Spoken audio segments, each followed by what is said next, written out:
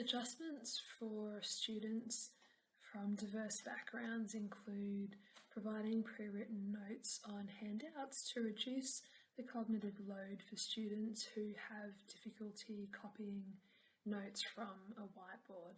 The pre-written notes include sections where students will need to fill in answers or show working, and this is to ensure that students are still engaged during instruction and learning time. The notes are also available electronically, and this is for students who require text-to-speech technology. These notes are written in large Comic Sans font, and this is to enable easier reading for those with reading difficulties. Throughout instruction, questions that target lower order and higher order thinking skills are peppered, and this allows for multiple entry points during instruction for students of a range of abilities. Independent work tasks are differentiated depending on needs and seek to provide students with work that takes up similar amounts of time during the lesson whilst being tailored to their current mathematical level. And this is so that students with greater proficiency aren't overloaded with stacks of work just because they can finish it quickly. The work seeks to extend their knowledge rather than just apply it over and over again.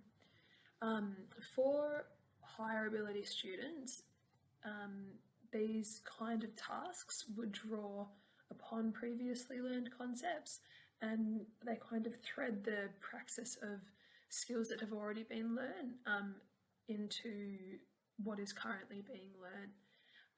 For lower ability students who may not be as competent in these previously covered areas, the tasks used are tailored to practice what is currently being learned and avoids necessitating areas that they just may not be as strong in, so to avoid that being a hurdle for them to complete the current work.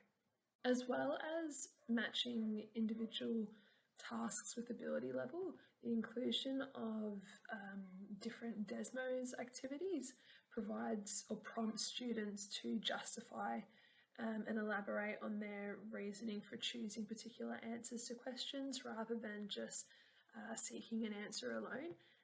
And this prompts or this accesses their higher order thinking and hence consolidates their understanding and therefore their applicability of their skills to novel problem solving. For students who answer these questions without elaborating, written feedback is provided that might scaffold their reasoning, potentially with sentence starters, so they can begin to justify why their chosen answer is correct and why the other responses are incorrect.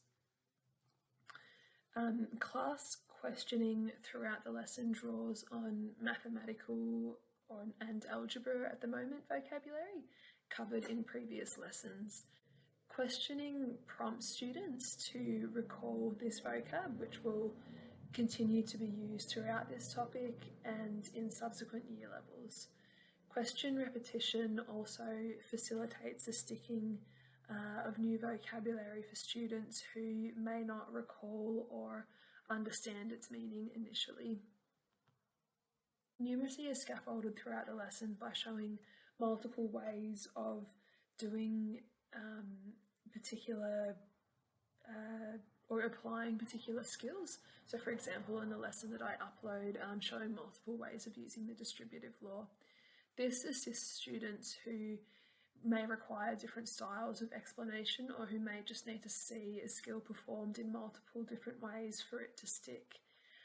Lower order numeracy skills such as addition and multiplication are drawn on and practiced throughout the lesson, and for students with lower numeracy, these skills are applied with numbers that are easier to work with, allowing students to practice whatever skill is being learned in the lesson without being prohibited by existing areas of low numeracy. numeracy.